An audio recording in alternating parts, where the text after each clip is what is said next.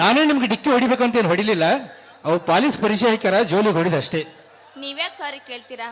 ನನ್ನ ಕಡೆಯಿಂದನೂ ತಪ್ಪಾಗಿದೆ ಅಲ್ವಾ? ಸಾರಿ ರೀ. ಅಂದಾಗೆ ನಾನು ನಿಮ್ಮನ್ನ ನೋಡಿದ್ದೀನಿ. ಹೌದಾ? ಎಲ್ಲಿ ನೋಡಿದ್ದೀರಾ? ಮೊನ್ನೆ ನಮ್ಮ ಕಾಲೇಜಲ್ಲಿ ಫಂಕ್ಷನ್ ಆಯ್ತಲ್ವಾ? ಆ ಫಂಕ್ಷನ್ ಅಲ್ಲಿ ನೀವು ಎಷ್ಟೊಂದು ಚೆನ್ನಾಗಿ ಹಾಡಿದ್ರಿ ಗೊತ್ತಾ?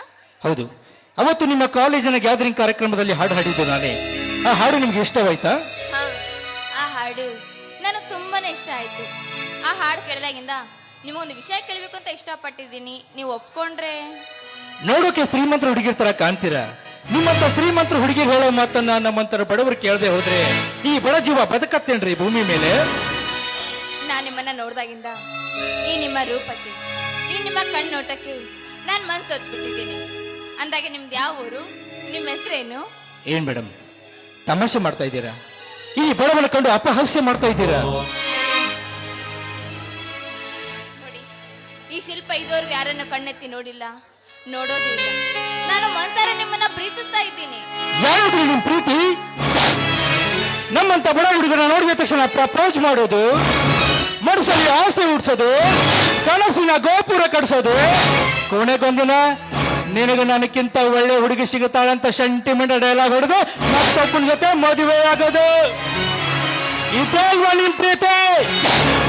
ಮೋಸದ ಪ್ರೀತಿಗೆ ಮೈ ಕೊಡ್ತೀರಾ, ನಿಜವಾದ ಪ್ರೀತಿಗೆ ಕೈ ಕೊಡ್ತೀರಾ? ನಿಮ್ಮ ಪ್ರೀತಿಯ ಗುಂಗಲ್ಲಿ ನಿಮ್ಮನ್ನು ಬದುಕಕ್ಕೂ ಆಗದೆ ಸಾಯಕ್ಕೂ ಆಗದೆ ಕೈಯಾಗ ಸಾರ ಈ ಬಾಟ್ಲಿ ಹಿಡಿದು ದೇವದಾಸ್ಗಳಾಗ್ತಿವೆ.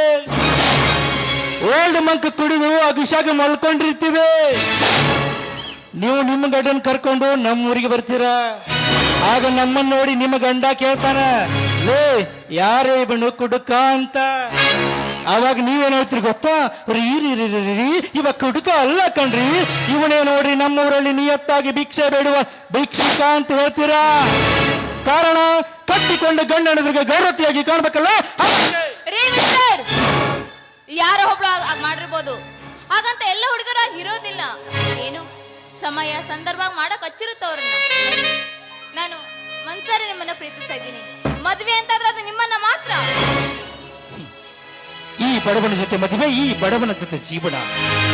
ನೋಡಿ ಮೇಡಮ್, ದೂರದ ಬೆಟ್ಟ ನೋಡೋಕ್ ಮಾತ್ರ ಸುಂದರವಾಗಿ ಕಾಣುತ್ತೆ, ಹತ್ತಿರ ಹೋಗಿ ನೋಡಿದಾಗಲೇ ಅರ್ಥ ಆಗತ್ತೆ ಅಲ್ಲಿ ಕಲ್ಲು ಮುಳ್ಳುಗಳ ಆಡಂಬರವೇ ತುಂಬಿಕೊಂಡಿರುತ್ತೆ ಅಂತ.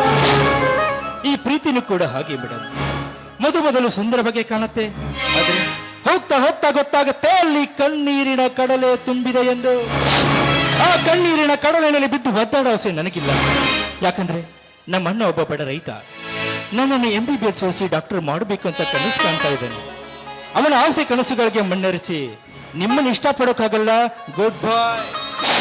ಹಾಗಾದ್ರೆ ಇದೇ ನಿಮ್ಮ ಕೊನೆ ನಿರ್ಧಾರ? ನಂದೊಂದು ಕೊನೆ ಮಾತು ಕೇಳೇ ಬಿಡಿ. ಏನು? ಈ ಜನ್ಮದಲ್ಲಿ ನಾನು ಮದ್ವೆ ಅಂತ ಆಗೋದು ನಿಮ್ಮನ್ನ ಮಾತ್ರ. ನಿಮ್ಮನ್ನ ಬಿಟ್ಟು ಬೇರೆ ಯಾರನ್ನೂ ಮದ್ವೆ ಆಗೋದಿಲ್ಲ. ಅಂತ ಸಮಯ ಸಂದರ್ಭ ಬಂದ್ರೆ ಈ ಶಿಲ್ಪ ಮನೆಗೆ ಹೋಗೋದಿಲ್ಲ, ಸ್ಮಶಾನಕ್ಕೆ ಹೋಗ್ತಾಳೆ.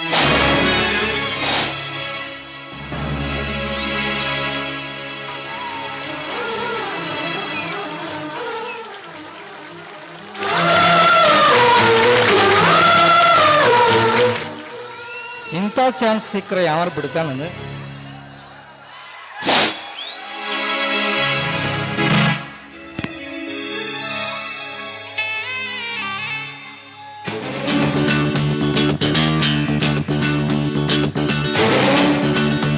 ನೀವು ನಾಳೆ ಮನೆ ಬರ್ಬೇಕು.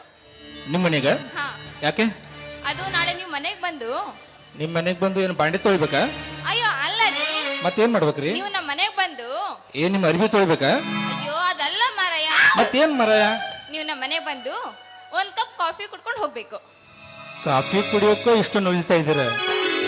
ಖಂಡಿತ ನಾಳೆ ನಿಮ್ಮ ಮನೆಗೆ ಬಂದು ಕಾಫಿ ಕುಡ್ಕೊಂಡು ಹೋಗ್ತೀನಿ.